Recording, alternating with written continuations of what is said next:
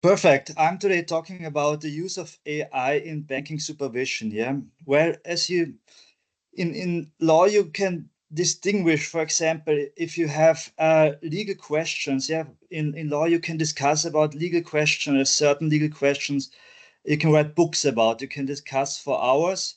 But also in law, you have often a very large amount of data. And when it's in banking supervision, we always deal with a very large amount of data.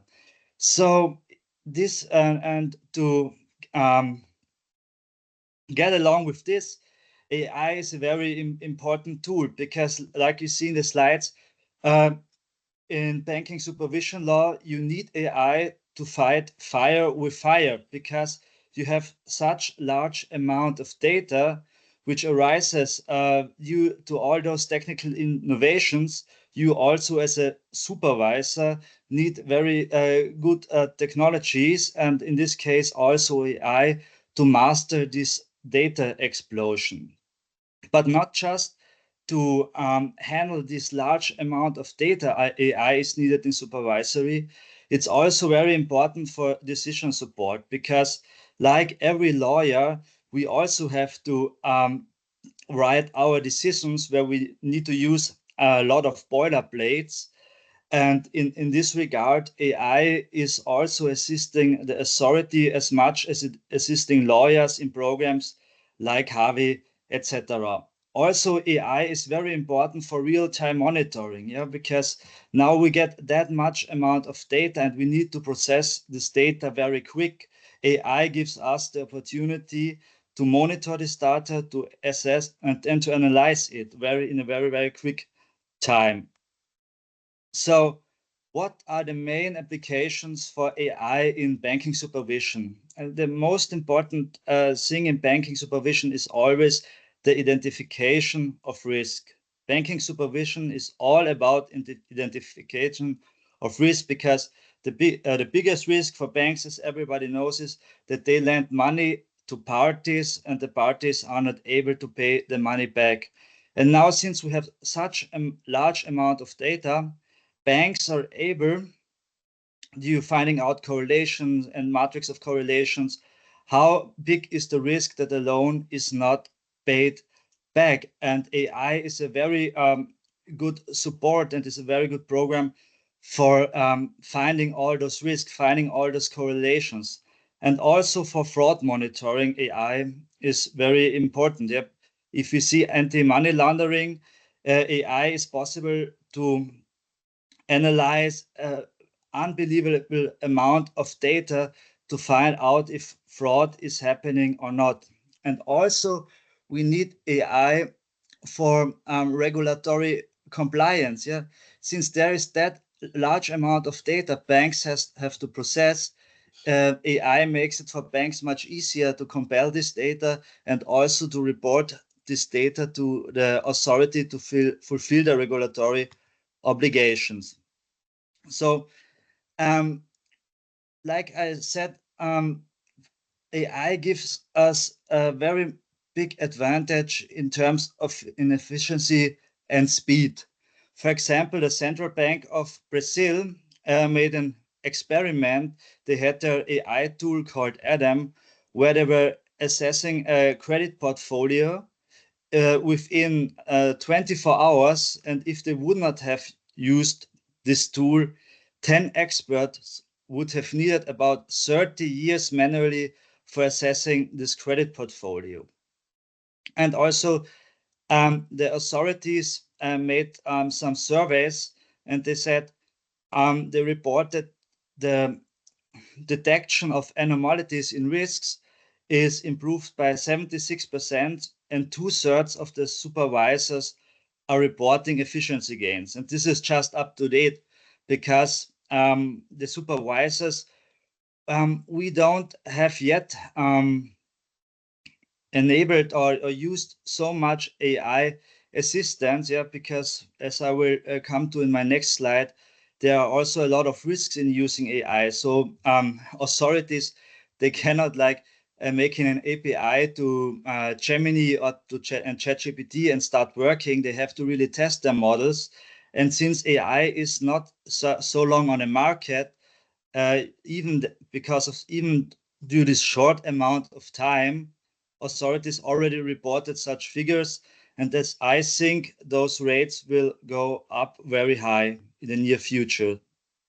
And then we have improved decision making. Yeah, like I said, risk calculation is depends very much on data, very much quantitative elements. But now with AI and large language models, we can also use the qualitative data. For examples, if somebody wants to become a manager in a bank, he has to have a fit and proper assessment. This is where the supervisor is asking them, kind of like in an exam at the university, if he's up to the job. The supervisor asks then the banker questions about the bank and if he's understanding the regulations. And based on this information the supervisor gets in this fit and proper assessment, he can draw some conclusions. But often these all this information, the supervisor doesn't always have it present. He doesn't have it present in his mind. But now, if we can use AI, we can connect all the data we gather by the ordinary reporting the banks are making when they send us their number and everything. And now we can also, for example, could connect the information received from such fit and proper assessments for a better understanding of the risk of the bank. And also AI helps us in of monitoring of novel risk, for example, climate risk, also crypto assets. So, but AI doesn't bring us just advantages. AI brings us also a lot of risk. For example, model transparency. It depends if an authority is using an AI model.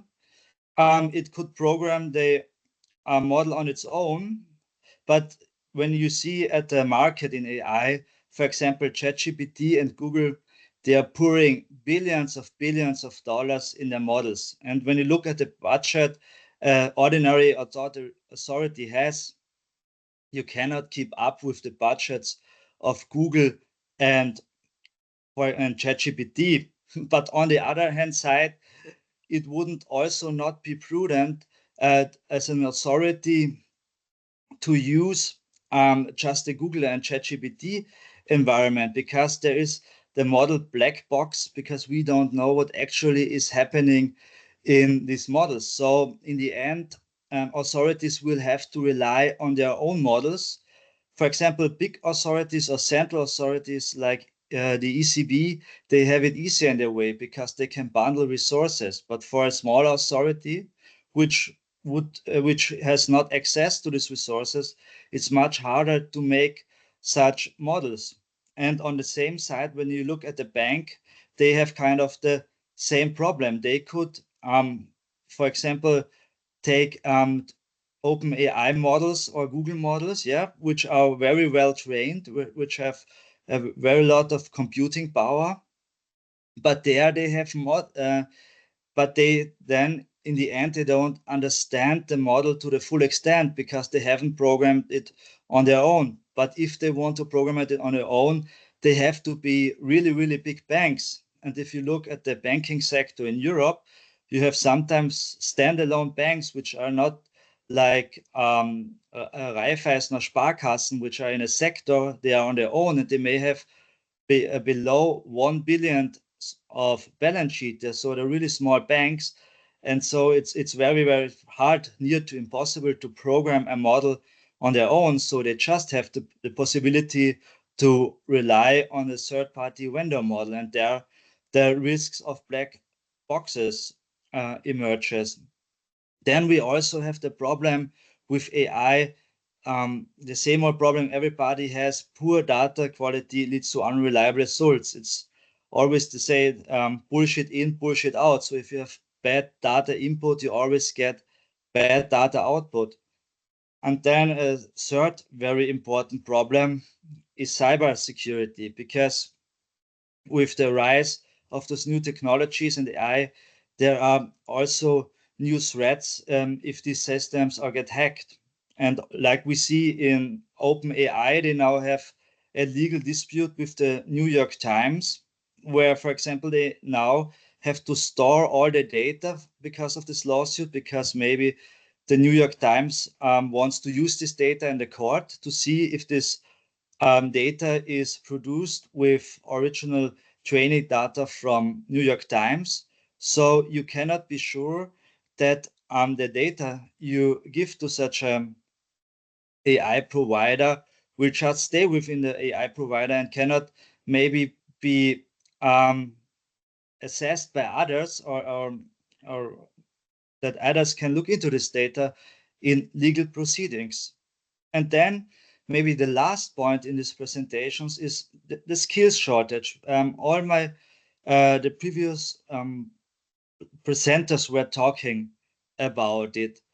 We have to adapt the legal education because now a lot of the legal work will be done by AI. If I think back when I was a young lawyer, the stuff I did, I think in the first 2 years, AI now is I think maybe it's better. At least it's very much faster.